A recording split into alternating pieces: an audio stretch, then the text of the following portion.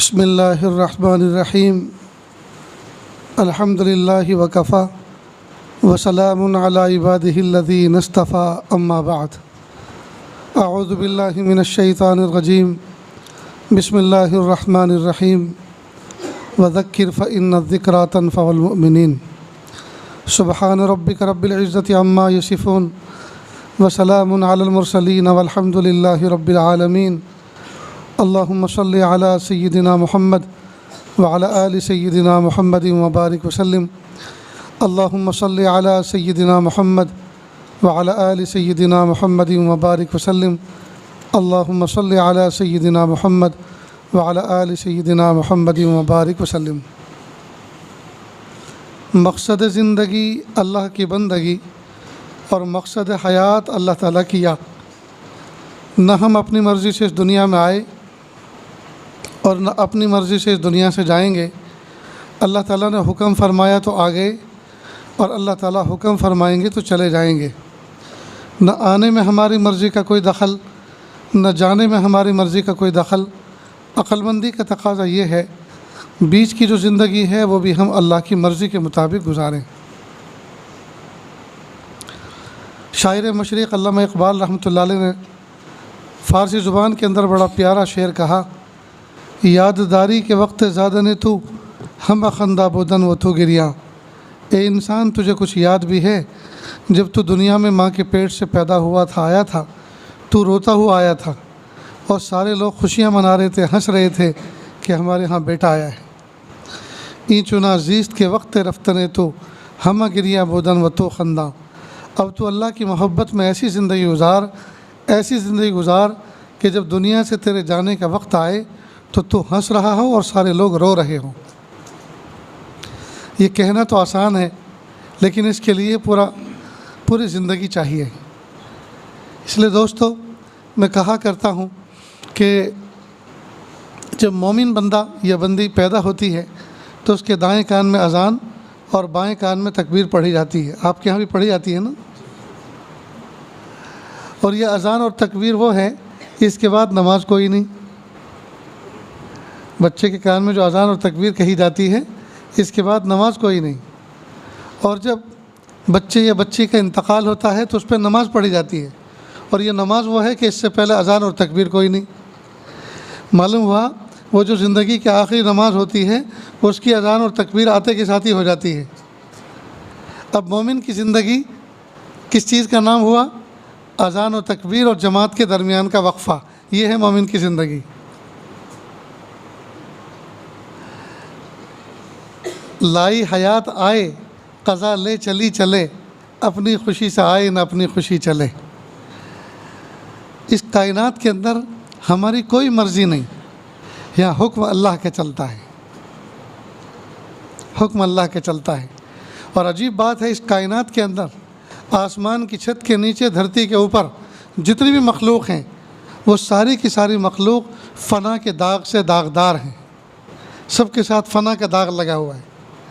यहाँ की किसी चीज़ को बका नहीं है, न यहाँ की सुबह को बका, न शाम को बका, न दिन को बका, न रात को बका, न किसी की सेहत को बका, न बीमारी को बका, जी, न जवानी को बका, न बुढ़ापे को बका, न खुशहाली को बका, न तंग दस्ती को बका, जी, न उजाले को बका, न अंधेरे को बका, न मौसम सरमा को बका, न मौसम गर्मा को बका। यानी किसी चीज़ को बका नहीं है, हर चीज़ फ़ना के दाग से दागदार है।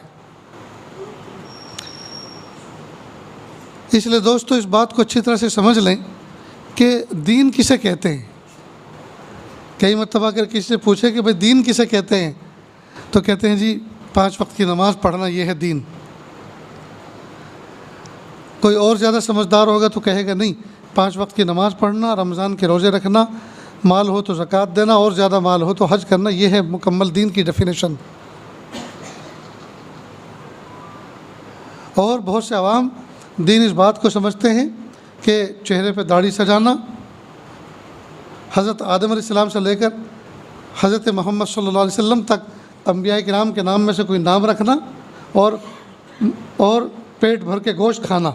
जो जितना ज़्यादा गोश्त खाए उतना कट्टर मुसलमान, इसको दीन समझते हैं। और हालांकि ये दीन की कोई डेफिनेशन नहीं है, ये सब के सब जी ये जुज़ वक्ती तारीफ़ है, सब धोखा है। दीन असल फिर कहते किसे हैं? दीन नाम है पैदाइश की सुबह से लेकर वफ़ात की शाम तक अल्लाह ताला के हुक्मों के मुताबिक हुज़ूर पाक सल्लल्लाहु अलैहि वसल्लम के तरीक़े के मुताबिक ज़िंदगी गुजारना, ये है पूरा दीन। पैदाइश की सुबह से लेकर वफ़ात की शाम तक अल्लाह ताला के हुक्मों के मुताबिक ज़िंदगी गुजारना, महबूब सल्लल्लाहु अलैहि वसल्लम के तरीक़े के मुताबिक। अब ये जो नमाज है, रोज़ा है, हज है, ज़कात है, ये तो दीन की किस्में हैं, दीन की कुछ किस्में हैं और वो भी इबादत के कबील से हैं। और ये इबादत जो हैं ये पूरे दीन का ये 5% हिस्सा भी नहीं है। मालूम है 95% से ज़्यादा हिस्सा तो इसके अलावा है और हम उससे वाकिफ़ तक नहीं हैं। इसलिए दोस्तों एक बात समझें, पूरे के पूरे दीन को 5 शोबों में तकसीम किया गया है। 5 शोबे जो बंदा जान ले इसका मतलब ये है कि वो दीन को समझता है। 5 शोबे क्या हैं? नंबर 1 अक़ाइद। अक़ाइद अक़ाइद ये अक़ीदे की जमा है, अक़ीदे की जमा है। और अक़ीदा उक़दा से बना है और उक़दा कहते हैं मज़बूत गिरा और गांठ को, और इसका ताल्लुक़ दिल और दिमाग से है, दिल और दिमाग से है। यानी अक़ाइद में सबसे बुनियादी चीज़ ये है तौहीद का अक़ीदा और रिसालत का अक़ीदा मज़बूत हो। अल्लाह एक है, न आधा है न पौना है, पूरा एक, न सवा है न डेढ़ न दो न तीन। क़ुल हुवल्लाहु अहद अल्लाहुस समद लम यलिद वलम यूलद वलम यकुल लहू कुफुवन अहद। अल्लाह ने न किसी को जना, न अल्लाह किसी के पेट से पैदा हुए, न अल्लाह के पेट से कोई पैदा हुआ, न अल्लाह किसी के पेट से पैदा हुए, न जने गए और न अल्लाह न किसी को जना। अल्लाह एक है, पूरे एक। क़ुल हुवल्लाहु अहद, अल्लाह पाक ने इस सूरत के अंदर अपना तारुफ़ कराया है। क़ुल हुवल्लाहु अहद अल्लाहुस समद लम यलिद वलम यूलद वलम यकुल लहू कुफुवन अहद, और अल्लाह का कोई हमसर नहीं। इसलिए दोस्तों अच्छी तरह समझ लें, बहुत से लोग हमारे पास आते हैं, कहते हैं हज़रत दुआ करना, हमारी रोज़ी को किसी ने बांध दिया है। देने वाली ज़ात अल्लाह की, ठीक, और बांधा किसने? किसी तावीज़ गंडे वाले बापू ने बांध दिया है। तो देने वाली ज़ात अल्लाह की और बापू ने रोक दिया, तो इसका मतलब तो ये कि अल्लाह से कमज़ोर पड़ गया और बापू ताकतवर, तो उसने रोक दिया। फिर अब क्या करें कि आप उसको खोल दीजिए। अच्छा चलो हम खुलवा देते हैं जी, और 151 रुपये देने पड़ेंगे, उसका तावीज़ देते हैं, वो खुल जाएगा। तो एक बापू ने अल्लाह के हाथ को रोक दिया और दूसरे ने उसको छुड़ा दिया, तो दोनों ये ताकतवर निकले। फिर ओरिजिनल अल्लाह ताला क्या कर रहे हैं? कितने अक़ीदे की ख़राबी की बात है दोस्तों। अल्लाह ताला जिसको देना चाहे सारी दुनिया की ताकत मिलकर उसको रोक नहीं सकती, और जिसको अल्लाह रोक ले सारी दुनिया की ताकत उसको दिलवा नहीं सकती। अक़ीदे बिल्कुल ठीक ठाक होने चाहिए दोस्तों। अजीब बात यह है कि हम पूरे कुरान पाक 30 पारे का कुरान पाक हमारे घर में रखा हुआ है, हम उसकी तिलावत नहीं करते, उस पर यकीन नहीं है, उसको मोहब्बत से नहीं देखते, उसको जी सीने से नहीं लगाते, उसको नहीं चूमते और उसकी तिलावत नहीं करते, उसके अहकाम पे अमल नहीं करते। लेकिन एक बापू की इतनी सी पर्ची पर कोई लिखा हुआ जी कोई सतर है, उसको कुरान पाक से भी ज़्यादा अहमियत देते हैं। कितनी बुरी बात है दोस्तों। सातों ज़मीन सातों आसमान से भारी भरकम कलाम इलाही हमारे घर में मौजूद है। इसको पढ़कर हम अल्लाह से दुआ करें, हमारे बिगड़े हुए काम बनेंगे जी, हमारे दिल की ज़मीन नर्म होगी और अल्लाह ताला की रहमत के फ़ैसले उतरेंगे, हमें सवाब मिलेगा, हमें दुनिया की नेमतें मिलेंगी। इस पर यकीन नहीं है, बापू के तावीज़ पर यकीन है, हालांकि वो सिरे से नमाज भी नहीं पढ़ता। कई मरतबा तावीज़ लिखने वाला नमाज भी नहीं पढ़ता, औरतों के साथ उसके मामलात भी ठीक नहीं है। अल्लाह अकबर कबीर। तो अल्लाह के बारे में अक़ीदा हमारा ठीक हो, अल्लाह एक है, पूरे एक, और अल्लाह का कोई हमसर नहीं। और रिसालत के बारे में हमारा अक़ीदा बिल्कुल ठीक ठाक होना चाहिए कि ख़त्म नबूवत हो चुका, अल्लाह के नबी सल्लल्लाहु अलैहि वसल्लम दुनिया में आखिरी नबी बनकर आके जा चुके, अब कोई नबी नबी की हैसियत से आने वाला नहीं। नबूवत में किसी को शरीक न ठहराएं। ये अक़ीदे तौहीद, इसको मजबूती से थाम के रखना, और यही दुनिया और आखिरत में फ़लाह और कामयाबी की कुंजी है दोस्तों। अक़ीदे तौहीद और अक़ीदे रिसालत। इसलिए आपने अज़ान सुनी होगी, अज़ान के बाद पहले तो यही समझें कि जब बच्चा दुनिया में आता है, आते के साथ ही ये बच्चा, मुट्ठी इसकी बंद है, आँखें इसकी चकाचौंध हैं, आँखें चुंधियाई हुई हैं, मुट्ठी बंद है, बच्चा रो रहा है, न इसको ये पता मेरी अम्मी कौन है, न ये पता मेरे अब्बा कौन है, न ये पता कि मैं किस इलाके में पैदा हुआ, ये शहर का नाम क्या है, यहाँ का सीएम और पीएम कौन है, यहाँ की लैंग्वेज क्या, कुछ भी जानता नहीं है।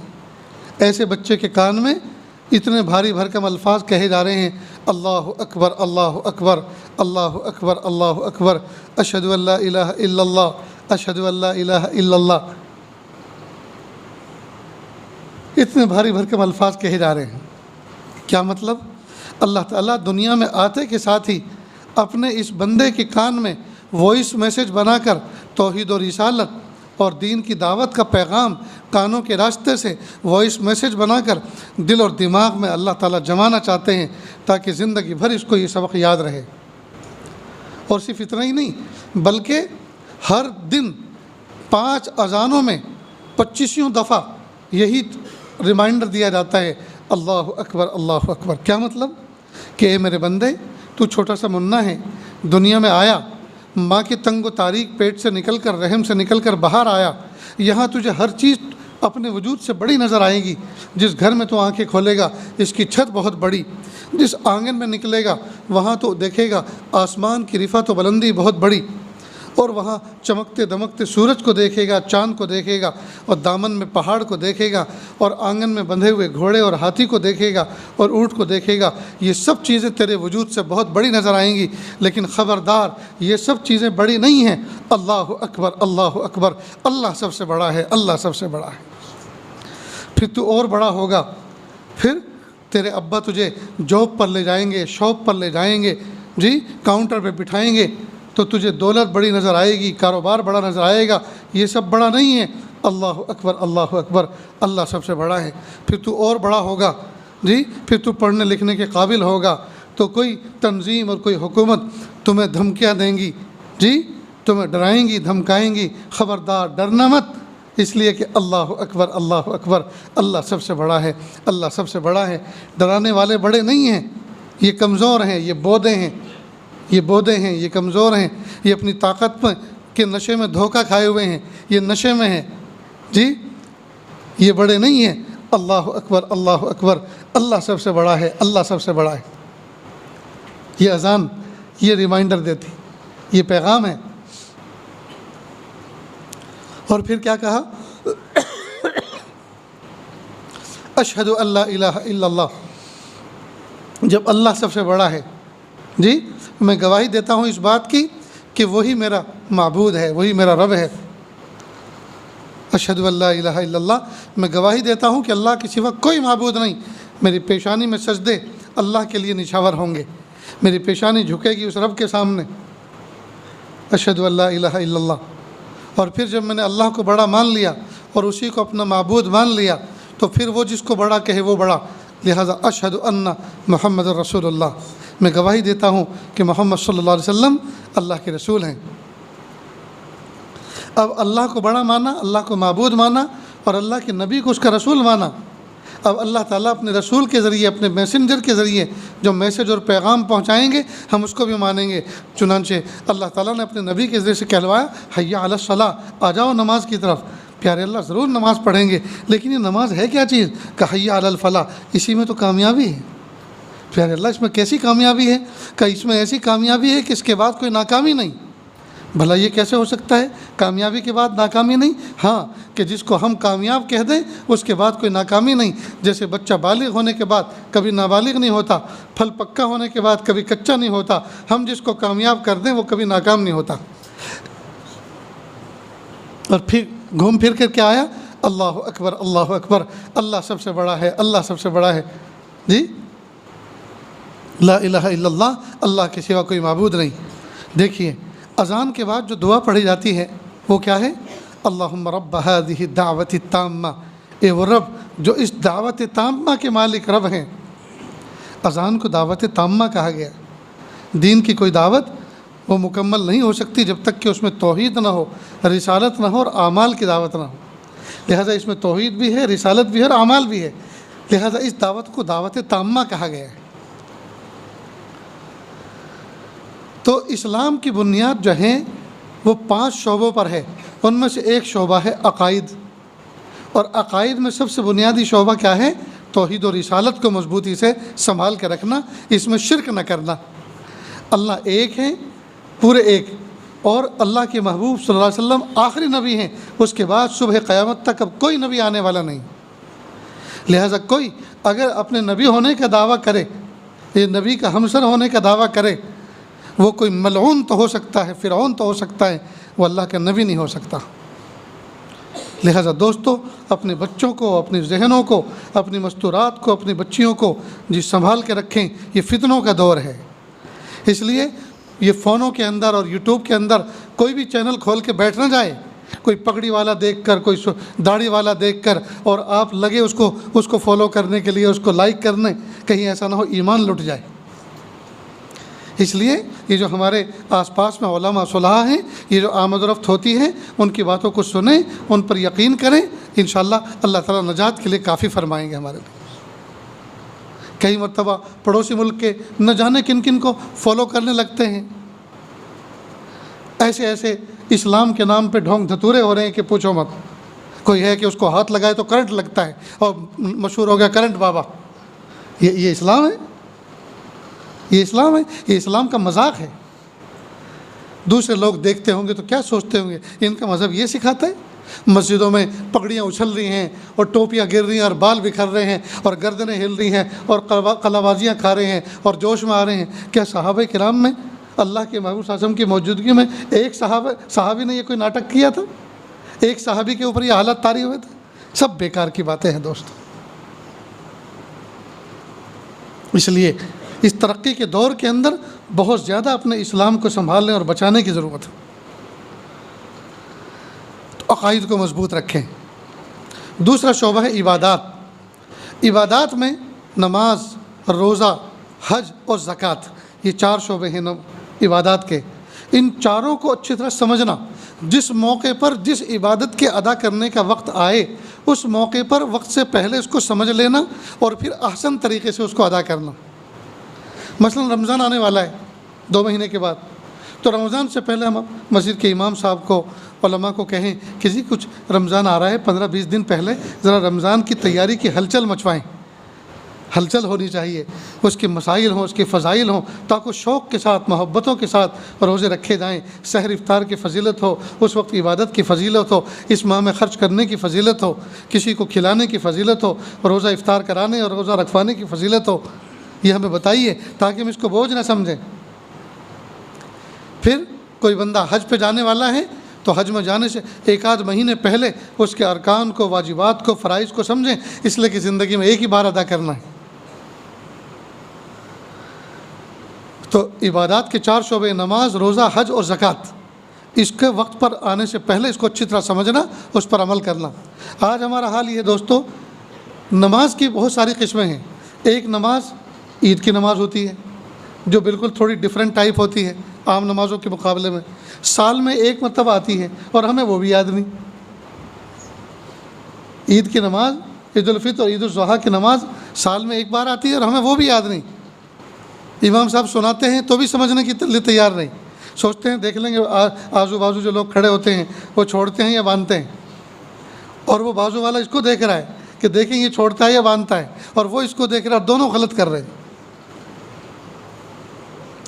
फिर एक नमाज जनाजे की नमाज है, और जनाजे की नमाज ज़िंदगी में माँ और बाप की नमाज एक बार पढ़नी है, और वो नमाज भी हमें याद नहीं आती। कैसी अजीब बात है दोस्तों। तो नमाज की जो किस्में हैं, मुसाफिर की नमाज कैसी, मुकीम की कैसी, सफ़र में कैसी, हज़र में कैसे, बीमारी में कैसी जी, और ईदैन की नमाज कैसी, और सूरज ग्रहण और चाँद ग्रहण की नमाज कैसी, ये सब नमाज़ें समझनी चाहिए दोस्तों। इसी तरह रोज़ा, हज और ज़कात, ये सारे की सारी चीज़ें सीख कर करने की हैं। तो दो शोबे हो गए, एक है अकायद का, दूसरा इबादात का। नंबर एक अकायद, इबादात, तीसरा है मामलात। मामलात कहते हैं लेन देन को, ख़रीद व फ़रोख्त को। ख़रीद व फ़रोख्त, सोने की तिजारत कैसे की जाए, उसके बारे में क्या अहकाम है जी। ज़मीन किराए पे देनी है, बटाई पे देनी है, और ज़मीन लेनी है, घर देना है, घर लेना है, उस पर उसके बारे में इस्लाम ने क्या हिदायत हमें दी है, उसको समझना, इसको कहते हैं मामलात। कुर्बान जाइए, इस्लाम ने पैर के नाखून से लेकर सर के बाल तक 24 घंटे आठों पहर अल्लाह ताला के अहकाम, यानी हम जो भी काम करते हैं अल्लाह ताला के बाकायदा हिदायत हैं उनके बारे में कि हम उन अहकाम, उन कामों को किस तरह अंजाम दें। ये इस्लाम सिर्फ कोई रंग इख्तियार कर लेने का नाम नहीं है कि कुछ ख़ास किस्म के कपड़े पहन लिए और बन गए हम मजहबी और धार्मिक, ये कपड़े निकाल दिए और नंगे हो गए और बन गए हम मजहबी और धार्मिक। एक शख्स ने बैंक से लोन लिया, अल्लाह हिफाजत करे, और लोन लेकर वो खेती बाड़ी करता था। अब बैंक वालों ने देखा कि ये दे नहीं रहा, तो बैंक वाले पुलिस को लेकर पहुँचे खेत में, देखा वो खेत में है। उसने देखा कि ये तो आए हैं मुझे पकड़ने के लिए, तो वो अंदर गन्ने का खेत था, पानी दे रहा था, भाग गया अंदर। अब कोई पुलिस वाला अपनी वफादारी दिखाने के लिए दौड़ा, उसके उस टीम का जो ग्रुप लीडर था उसने कहा अरे बस छोड़ो फिर बाद में देखेंगे। उसने कहा नहीं मैं भी पकड़ के लाता हूँ। अब उसकी धोती उसके हाथ में आ गई। अब जैसे धोती हाथ में आई तो आगे निकल गया, धोती हाथ में रह गई। भागते भूत की लंगोट हाथ में आ गई। अब वो धोती लेकर आया, वो तो निकल गया, अब वो नंगा। अब खेत के उस पार जब निकला तो उधर रोड जा रहा था, जब उस पार निकला तो वहाँ कुछ मजहबी लोग होते हैं ना जो लिबास नहीं पहनते, वो जा रहे थे, तो ये उनके अंदर शामिल हो गया। अब थोड़ी देर के बाद उसने दाएं बाएं देखा तो कहा यार ये तो बिल्कुल नंगे, मैं तो आधा नंगा हूँ। तो उसने सोचा कि तुमने भी लोन लिया है, तुमने भी लोन ले रखा है नहीं, मैं तो थोड़ा सा ही लेकर आया, तुम तो ऐसा लगता है बहुत बड़ा लिया है तुमने तो, कि दोनों ही छिनवा दिए। मेरे भाइयों, इस्लाम ने हमें मामलात सिखाए हैं, लेन देन हम किस तरह करें, उसकी हिदायत है। अजीब बात यह है दोस्तों, मिसाल के तौर पर एक आदमी दरिया के किनारे खड़ा है, मछली पकड़ने का जाल उसके हाथ में है, और वो कह रहा है कि जी मैं जाल डालूंगा, जितनी मछली आएंगी 500 रुपये आपको देता हूँ। इस्लाम ने कहा कि ये ख़रीदो फ़रोख्त, ये बे, ये मामला जायज़ नहीं है, इसलिए कि जिस चीज़ का मामला हो रहा है वो भी काबू में नहीं है, अंडर कंट्रोल नहीं है। हो सकता है जाल डाले उसमें इतनी सी मछली आए तो कोई 500 रुपये में इतनी सी मछली ले लेगा, और हो सकता है जाल डालर 1 मन मछली आए या 1 टन मछली आए तो वो 500 रुपये में 1 टन मछली दे देगा। मालूम है इस पर झगड़ा होगा, और हर वो काम जिस पर झगड़ा हो इस्लाम ने कहा इसकी बुनियादी गलत है, लिहाजा ये जायज़ नहीं। पहले जाल डाल ले, उसमें जो मछलियाँ आएँ अब वो मामला करे, उसके बाद वो दूसरा उसकी मर्ज़ी वो ले या न ले।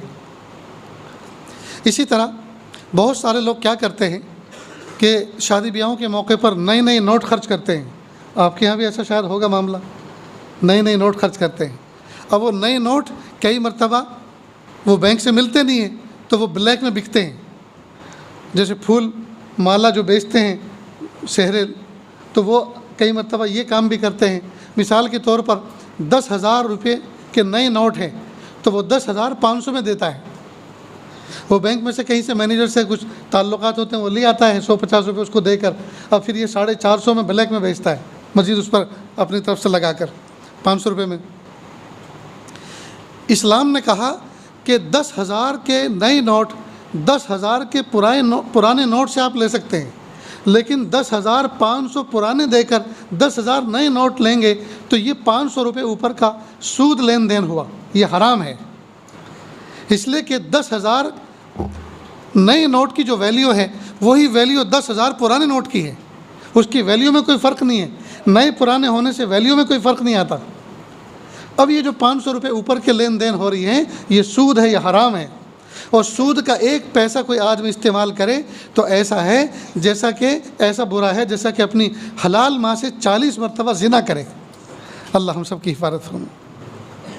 अब सवाल ये पैदा होता है भाई हमें नए नोट चाहिए और मार्केट में मिल नहीं रहे, और मिल रहे हैं तो इस तरह मिल रहे हैं, और ये मना कर रहे हैं आप, तो अब हमें हमारी ज़रूरत पूरी कैसे होगी?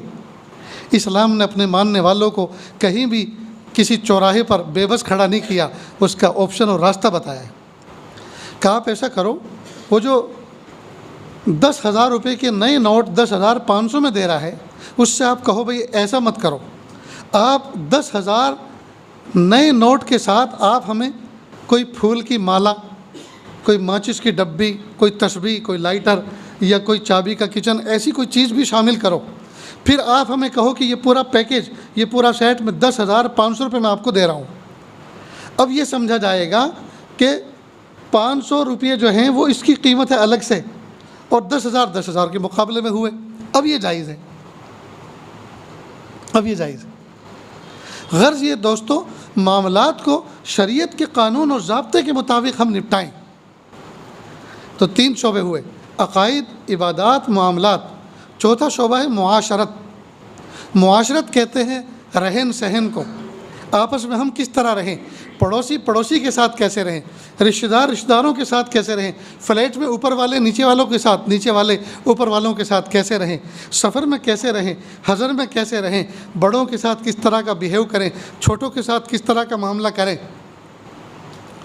औरत मर्द आपस में कैसे रहें। यह है मुआशरत, यह है मुआशरत। इस्लाम ने बेहतरीन इंस्ट्रक्शन और बेहतरीन तालीमात और रोशन तालीमात हमें इसकी दी है कि हम आपस में रहन सहन हमारा कैसा होना चाहिए। अजीब बात है दोस्तों, आज हमारा मुआशरा इतना बदनाम हो चुका है। कुछ तो हमारे जो बड़े हैं, यानी सरबराहान हुकूमत और ममलकत, वो हमारे साथ में कुछ जो है दूसरा ही बर्ताव करते हैं। हमारे महल्लों में कोई जाए तो पता चल जाता है मुसलमानों का महल्ला है, न वहाँ के रास्ते बने हुए मिलेंगे, न वहाँ की गटर लाइन बनी हुई मिलेंगी, न उस पर ढक्कन ढके हुए मिलेंगे, और हर चीज़ बताएगी।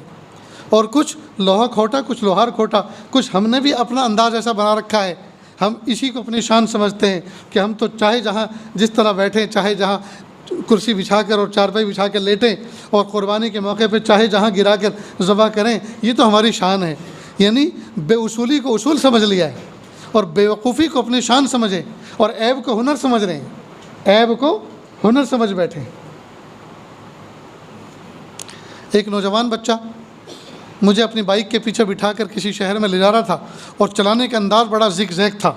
मैंने कहा बेटा सुनो, आपको कोई शहर में ना जानता हो, लेकिन मुझे बहुत से जानते हैं, चाहे मुझे भी ना जानता हो, आपको भी ना जानता हो, लेकिन मेरे और आपके मज़हब को सारी दुनिया जानती है। मैंने दस्तार लपेटी है अल्लाह के महबूब सासम की सुन्नत, और आपने टोपी पहनी है, तो मेरे और आपके मज़हब को सारी दुनिया जानती है। मुझे और आपके माँ बाप को चाहे कोई ना जाने, लेकिन मज़हब को सारी दुनिया जानती है। आपके इस हरकत से इस्लाम बदनाम होगा कि ये मियाँ ऐसे होते हैं, मुसलमान ऐसे होते हैं। इसलिए अल्लाह के लिए अगर इस्लाम की हम तारीफ़ नहीं करा सकते तो ना सही, लेकिन बदनामी का सबब तो ना बने, सीधे सीधे चलाओ। अजीब बात है दोस्तों, जिस इस्लाम में अन-नज़ाफ़त निस्फ़ुल ईमान, अत-तहारत शत्रुल ईमान, कमा क़ाल अलैहिस्सलातु वस्सलाम, सफ़ाई सुथराई आधा ईमान है, जिस इस्लाम जिस मज़हब में इसकी तालीमात हैं, आज सबसे ज़्यादा गंदे वही रह रहे हैं।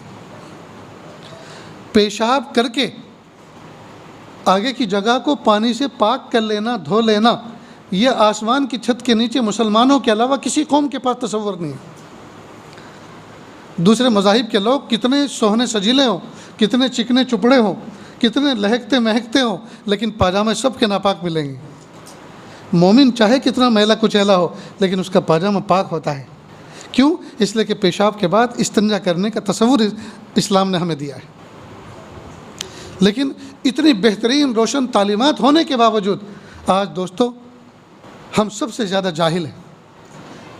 अल्लाह के महबूब सल्लल्लाहु अलैहि वसल्लम पर नबूवत मिलने पर जो पहली वही नाजिल हुई, सबसे पहली वही का सबसे पहला लफ्ज़ इक़रा है, पढ़। आज उस नबी की उम्मत सबसे ज़्यादा अनपढ़ है। तो क्या ठिकाना है दोस्तों हमारी जहालत का। तो इस्लाम ने हमें जो इस्लाम पूरा का पूरा इस्लाम जो 5 शोबों पर मुश्तमिल है, उनमें से एक है अक़ाइद, दूसरा इबादात, तीसरा है मुआमलात, चौथा है मुआशरत। मुआशरत, रहन सहन हमारा अच्छा हो, हम अपनी बीवियों के साथ जुल्म ना करें। जिस बीवी को हम निकाह करके लाए हैं वो कोई जानवर ख़रीद के नहीं लाए, महर के नाम पे कोई जानवर ख़रीद के नहीं लाए कि जिस तरह से चाहे बर्ताव करें। निकाह से पहले नौजवान बच्चे कहीं आँख लड़ जाती है, कहीं मंगनी हो जाती है और फ़ोन नंबर मिल जाता है, जो तो निकाह से पहले न जाने कैसे कैसे झूठे झूठे वादे करते हैं।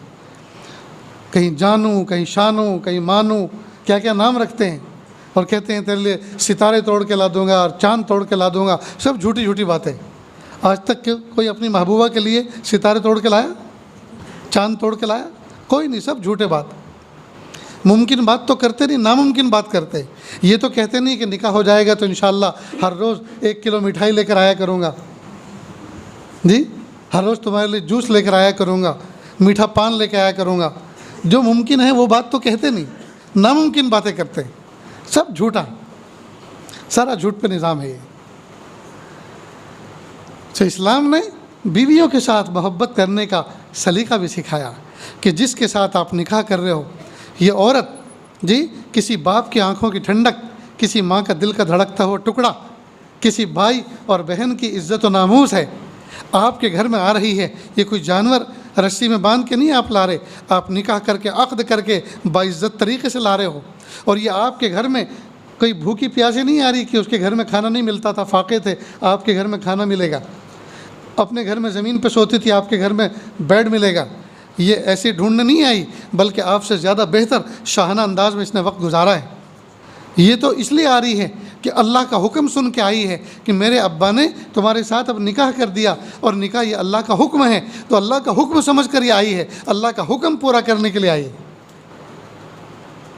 लिहाजा इसके साथ में जानवरों जैसे सलूक न करें, इंसानों जैसा सलूक करें और न इसको पैरों की जूती बनाएं, न इसको सर पे बिठाएं, बल्कि बाईं पसली से अल्लाह ने इसको पैदा किया, इसको दिल के करीब रखें।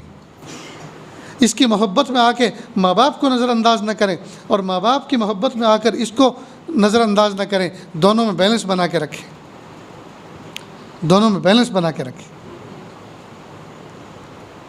इसलिए दोस्तों मैं कई मरतबा बयानों में रस्म और रिवाज के ख़िलाफ़ बहुत सख्त अल्फाज इस्तेमाल करता हूँ और कहता हूँ। वजह उसकी है कि उम्मत जिस रास्ते पर चल रही है और रस्म और रिवाज को जिस तरह पाल रही है वो अब देखा नहीं जाता। महबूब सल्लल्लाहु अलैहि वसल्लम ने निकाह को सस्ता किया था, आसान किया था। निकाह कितना आसान है दोस्तों, काज़ी शरीयत मुफ्ती दीन बैठता है और दोनों तरफ़ैन के अफराद को बिठाता है और कहता है बस देखो तलवार खां की लड़की, बंदूक खां का लड़का इतने महर के इवज़ ज़ौजा बना के आपके निकाह में दिया, आपने कबूल किया? जी मैंने कबूल किया, बस हो गया निकाह, जाओ खेलते कूदते हो जाओ। कितना आसान है निकाह। इसमें ना घोड़े नाचे, ना हाथी जुड़े, ना कोई फायरिंग हुई, कुछ भी तो नहीं। कितना आसान है। लेकिन आज के मालदारों के चौचलों ने निकाह जो आसान था, अल्लाह के महबूब सल्लल्लाहु अलैहि वसल्लम ने इसको आसान किया था और ज़िना को महंगा किया था। आज के मालदारों ने अपनी मालदारी के चौचले में निकाह को महंगा कर दिया और ज़िना को सस्ता कर दिया है। निकाह तो इतना आसान था। एक सहाबी रसूल सल्लल्लाहु अलैहि वसल्लम गली में खड़े थे, दूसरे गुजर रहे थे वहाँ से, पूछा क्या बात है, क्यों खड़े हो? कहा इस घर के अंदर मुझे रिश्ता करना है, लेकिन अपनी बात खुद लेकर जाना ये अच्छा नहीं लगता, क्या करूं? कहा कोई बात नहीं, मैं आपकी तरफ से जाता हूं। गए अंदर, नियर डियर सब लोग बैठे हुए थे। कहा भाई साहब ये रसूल बाहर खड़े हुए हैं और वो इस घर के अंदर जो लड़की है उससे रिश्ता करना चाहते हैं, क्या राय है आपकी? सहाबाए किराम थे, उनके मामलात व अमरुहुम शुरा बैनहुम, उनके मामलात तो मशवरों से तय होते थे। उन्होंने आपस में निगाहों में इशारा किया, मशवरा किया और कहा कि भाई उनसे निकाह करने में तो हमारी राय मुत्तफ़िक़ नहीं है। कहा ठीक है, मैं जाके कह देता हूँ कि ठहरो, बैठो, आपको करना है। अब ये सहाबी रसूल थे, इन्होंने गर्दन झुकाई होगी, यकीनन अल्लाह की तरफ मुतवज्जे हुए होंगे, इस्तिखारा किया होगा और दिल के सुकून पर अमल किया होगा। कहा ठीक है मैं कर लेता हूँ। बस वहीं नियर डियर थे सब, उसी वक्त निकाह हो गया।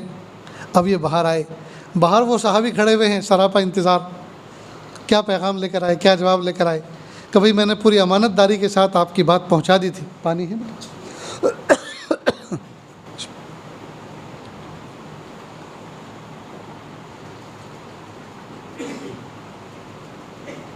अल्हम्दुलिल्लाह पूरी बात पहुंचा दी थी, लेकिन उनकी राय मुत्तफ़िक नहीं हुई। ये नहीं कहा मना किया है, डायरेक्ट ये नहीं कहा मना किया है, बल्कि ये कहा कि राय मुत्तफ़िक नहीं हुई।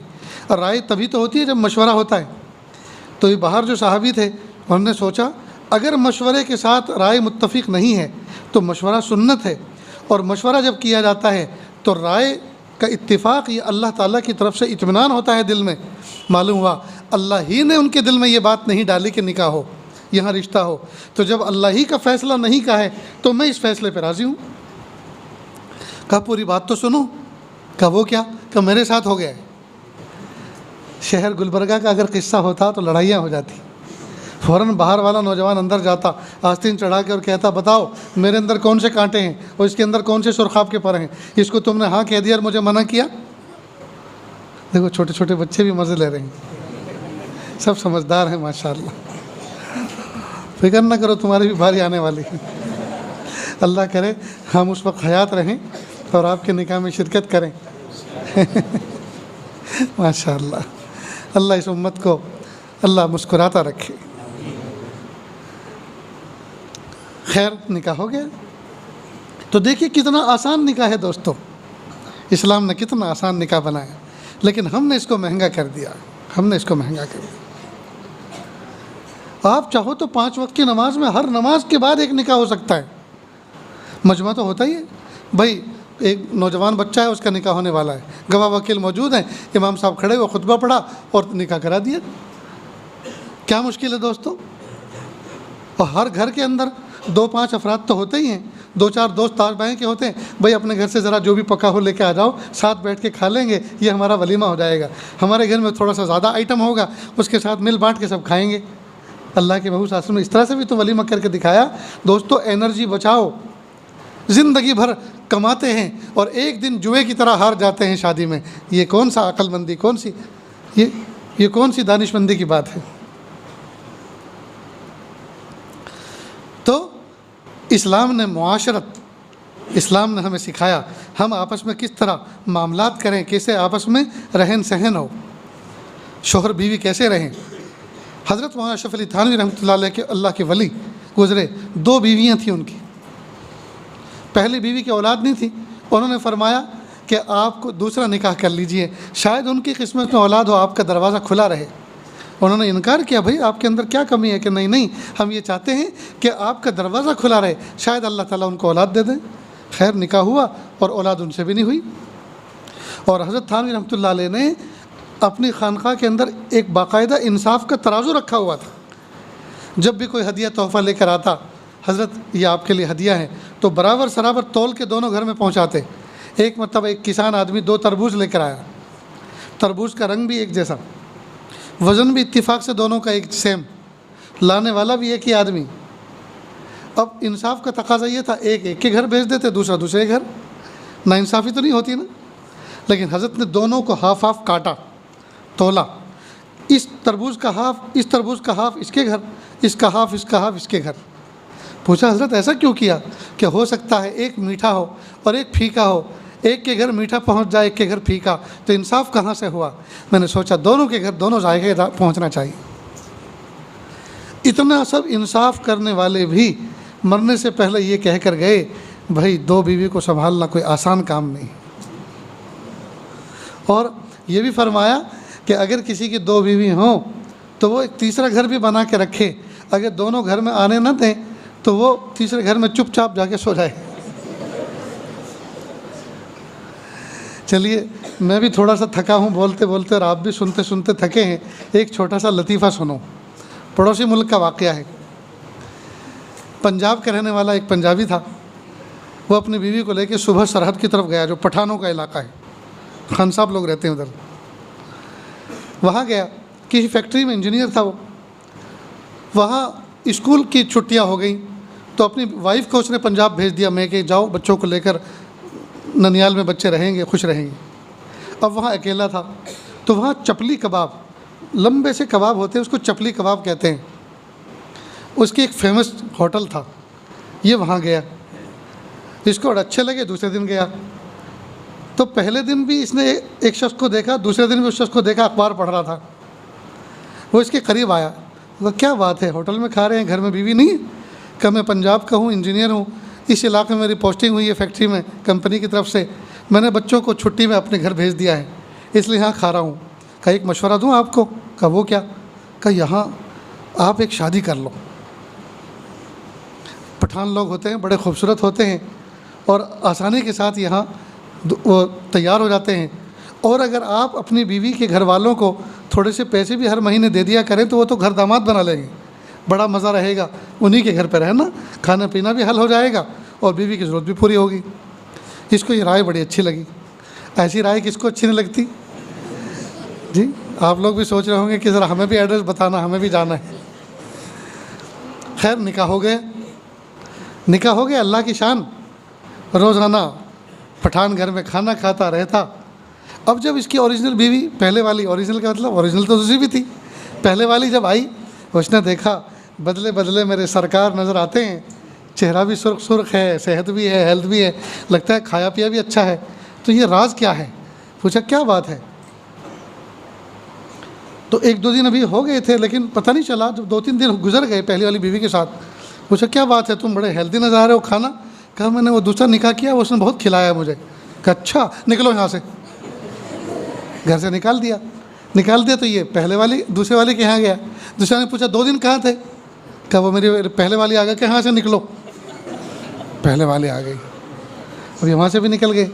अब ये गए चपली कबाब में, फिर चपली कबाब होटल पे गए।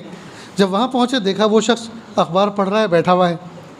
ये उसके पास जाकर बैठे तो कहा भाई तुम तो कह रहे थे कि दूसरे निकाह का बड़ा फ़ायदा है, ऐसा है और वैसा है, और मेरे साथ तो ये मामला हुआ। कहा मेरे साथ भी तो यही हुआ है। कहा फिर आपने मुझे क्यों फंसाया? कहा मैं अकेला अकेला यहाँ आता था, अखबार पढ़ता था, मैंने सोचा कोई कंपनी मिल जानी चाहिए। इसलिए ये जो पहला निकाह, दूसरा निकाह, तीसरा निकाह, चौथा निकाह, ये जो 4-4 की इजाज़त है, ये दोस्तों ये अय्याशी के लिए नहीं है। अल्लाह पाक ने, अल्लाह के महबूब सल्लल्लाहु अलैहि वसल्लम ने, बंदों की ज़रूरतें मुख्तलिफ़ होती हैं, हालात होते हैं, इनकी मजबूरी से कोई दूसरा फ़ायदा ना उठाए, ये कहीं हराम में मुब्तला ना हो जाएं, अल्लाह पाक ने ये बंदों के लिए रास्ते खोले। एक ताजिर था, तिजारत के लिए वो एक कंट्री में जाया करता था और वहाँ उसको काफ़ी दिन रहना पड़ता था, स्टे करना पड़ता था, लेकिन वहाँ का माहौल इतना गंदा था, इसको हर वक्त इस बात का ख़तरा रहता था मैं कहीं हराम में मुब्तला ना हो जाऊँ। बहुत परेशान, मस्जिद में बैठ कर कहीं दुआ कर रहा था, रो रहा था, तो इसके दिल में ख़्याल आया कि ये जो अल्लाह पाक ने दूसरे निकाह, तीसरे निकाह, चौथे निकाह की इजाज़त दी है, ये शायद ऐसे ही मजबूर शख्स के लिए दी है। मेरा मुल्क दूर है, हर महीने 2-3 महीने में मुझे यहाँ इस कंट्री में माल की परचेसिंग के लिए आना पड़ता है, कई दिन रहना पड़ता है, तो क्यों ना मैं यहाँ एक निकाह कर लूँ ताकि हलाल बीवी भी मिले, ज़रूरत भी पूरी हो और मुझे हलाल खाना भी मिले। चुनांचे उसने सेक्रेट अंदाज में एक दूसरा निकाह कर लिया, पहली बीवी से पूरा छुपाया और बड़ा खुश। लेकिन ये चीज़ ऐसी है जो छुपती नहीं है। पहली बीवी को किसी तरह से इसकी खुशबू आ गई, खुशबू नहीं बल्कि बदबू आ गई कि इसने कहीं निकाह कर लिया है। लेकिन पहली बीवी बड़ी नेक थी, नेक दिल थी, मुत्तकी थी। उसने सोचा मेरे शौहर ने निकाह तो किया है, ज़िना तो नहीं किया, मुँह तो काला नहीं किया, जब ये मेरे माल पैसे में कोई कमी नहीं करता, मेरा हक़ अदा करने में कोई कमी नहीं करता, तो मैं इसका सेक्रेट ओपन करके, इसके राज को आश्कारा करके क्यों इसको शर्मिंदगी का मुँह दिखाऊं। लिहाजा ठंडे के लेजे वो भी बर्दाश्त कर गई। अल्लाह की शान बात काम चलता रहा। काफ़ी मुद्दत के बाद शौहर का इंतकाल हो गया। न औलाद पहले बीवी से थी न दूसरी बीवी से थी। इंतकाल हुआ पहली बीवी के यहाँ। पहली बीवी रो धोकर एक मुफ्ती को बुलाया और कहा मुफ्ती साहब, मेरे शौहर की एक और बीवी थी मेरी शौकन, जो फ़लाँ मुल्क में रहती है, अब ये माल पैसा जायदाद छोड़ कर गए हैं, अब उसको मैं कैसे तकसीम करूं। उसने कहा देखो, जो जायदाद तकसीम नहीं हो सकती, यहाँ से जा नहीं सकती वहाँ तक, उसके घर तक, उसकी तो कीमत लगा के उसको हाफ़ करो, और जो कैश है उसको तो हाफ़ करना आसान है, और हाफ़ करके आप किसी अमानतदार आदमी को हायर करके वहाँ भेज दो। चुनांचे जो इनके वालिद के साथ, इसके शौहर के साथ जो खिदमत के तौर पर जाया करता था, उसी को हायर किया, एक रुका लिखा और कहा कि आपको मैं इतने पैसे दूंगी, किराए का ख़र्च वगैरह ये है, इतने पैसे मज़ीद दूंगी, अमानतदारी के साथ इस अमानत को, इस तरके को, वरासत को जो मेरी शौकन का हिस्सा बनता है वहाँ पहुँचा दो। अब ये शख्स वहाँ लेकर गया, दरवाज़े पे दस्तक दी, पूछा कौन? कहा मैं फ़लाँ इब्न फ़लाँ मुल्क से आया हूँ और बड़ी दर्द भरी ख़बर लेकर आया हूँ। कहा वो क्या? कि आपके शोहर का इंतकाल हो गया। कहा इन्ना लिल्लाहि व इन्ना इलैहि राजिऊन। कहा ये रुका लो और ये बैग है इसको रिसीव कर लो और एक रुके पे मुझे पहुँच लिख दो कि ये आपको वसूल हो गया है, ये आपके शोहर का तरका है, आपकी सोतन ने आपको सलाम कहा है और ये आपका हिस्सा भेजा है। वो खूब रोई। रोने के बाद उसने कहा कि सुनो, उस नेक बख्त खातून को मेरा सलाम कहना। देखो ये शौकन क्या कह रही है, नेक बख्त। आज की होती तो कहती हूँ डायन को मेरा सलाम कहना, उस अंधी को मेरा सलाम कहना, उस लंगड़ी को सलाम कहना। जी क्या कहा? उस नेक बख्त को मेरा सलाम कहना और यूँ कहना मेरे शौहर जब आखिरी वक्त आए थे, लास्ट टाइम आए थे, तो उनको ऐसा फ़ील हो रहा था शायद अब ज़िंदगी में दोबारा मुलाकात नहीं होगी, लिहाजा जाते वक्त उन्होंने मुझे काफ़ी सारा माल पैसा भी दिया और चलते हुए ये भी कहा देखो प्यारी, अब ज़िंदगी में दोबारा शायद मुलाकात नहीं हो सकती, मैं तुम्हें एक तलाक़ भी दे देता हूँ ताकि तुम अपना निकाह किसी दूसरे के साथ कर लो और तुम सुकून के साथ ज़िंदगी गुजार लो। लिहाजा जब वो यहाँ से गए और जब उनका इंतकाल हुआ तो मैं उनके निकाह में नहीं थी, लिहाजा इस माल में भी मेरा हिस्सा नहीं लगता, इनको वापस कर ले जाइए। देखो दोस्तों, पहले वाली अगर न भेजती तो कोई पूछने वाला था और दूसरे वाली अगर माल रिसीव कर लेती जी तो कोई हाथ पकड़ने वाला था। लेकिन चूँकि दोनों तक़वे वाली थी, दोनों ने दीन सीखा था, दीन के अहकाम सीखे थे, इसलिए ये वाक़या वजूद में आया। इसलिए दोस्तों दीन सीखो, अपने घरों के अंदर दीन के हल्के लगाओ, कोई किताब पढ़ा करो, 5 मिनट सारे के सारे मर्द ख़वातीन बच्चे छोटे बड़े सब के सब बैठें और 5 मिनट 10 मिनट कोई किताब का मुज़ाकरा हो ताकि बच्चों का ईमान ताज़ा रहे, ईमान ताज़ा रहे, दीन की बातें उनके कान में रोज़ाना नए नए अंदाज से पढ़ती रहें। तो चौथा शोबा है दोस्तों, पहला अक़ाइद, दूसरा इबादात, तीसरा मामलात, चौथा मुआशरत और पाँचवा है अखलाक। अखलाक का ताल्लुक़ दिल की कैफियत के साथ। इस दिल के अंदर हसद ना हो, कीना ना हो, बुग़्ज़ ना हो, अदावत ना हो, रियाकारी ना हो, बल्कि इसके अंदर सखावत हो, इसके अंदर शुजाअत हो, इसके अंदर तरहुम हो, इसके अंदर खैर ख़ाही का जज्बा हो, ये सिफ़ात हसना इसके अंदर हो। मालूम हुआ इस्लाम ने हमारे ज़ाहिर को भी संवारा है और हमारे बातिन को भी सजाया है। तो इस्लाम में सलामती है और ईमान में अमन है। अफसोस की बात है सलामती और अमन के मज़हब पर हम 100% अमल नहीं कर रहे, तो हम ख़ुद भी अमन में नहीं हैं और हमारी ज़ात से दूसरे लोग भी मामून नहीं। इसलिए दोस्तों इस्लाम के इन 5 शोबों पर मजबूती के साथ इनकी तालीमात को कलेक्ट करें, इनको सीखें समझें और मजबूती के साथ इस पर अमल करें। हम लोग अखबारी मुसलमान हो गए, 2-4 किताबें पढ़ लीं, अखबार में 2-4 आर्टिकल पढ़ लिए, कुछ हमने ज़ाहिरी लिबास बना लिया, कुछ छोटी मोटी जी अपनी मर्ज़ी के मुताबिक हमने अपने चेहरे पे सुन्नत सजा ली। हमने सोचा कि हमने अल्लाह का भी हक़ अदा कर दिया और हमने इस्लाम का भी हक़ अदा कर दिया। अब चाहे जैसे हम खाएं पिएं, चाहे जैसे सोएं उठें जागें, चाहे जैसे रस्म व रिवाज करें, नहीं दोस्तों, इस्लाम नाम है पैर के नाखून से लेकर सर के बाल तक, पैदाइश की सुबह से लेकर वफ़ात की शाम तक अल्लाह ताला के हुक्मों पर अमल करना महबूब सल्लल्लाहु अलैहि वसल्लम के तरीक़े के मुताबिक। ये है इस्लाम, ये है इस्लाम दोस्तों। तो अमल करेंगे ना दोस्तों? अल्लाह अमल की तौफ़ीक़ अता फ़रमाए। व आखिर दावाना अनिल हम्दुलिल्लाहि रब्बिल आलमीन।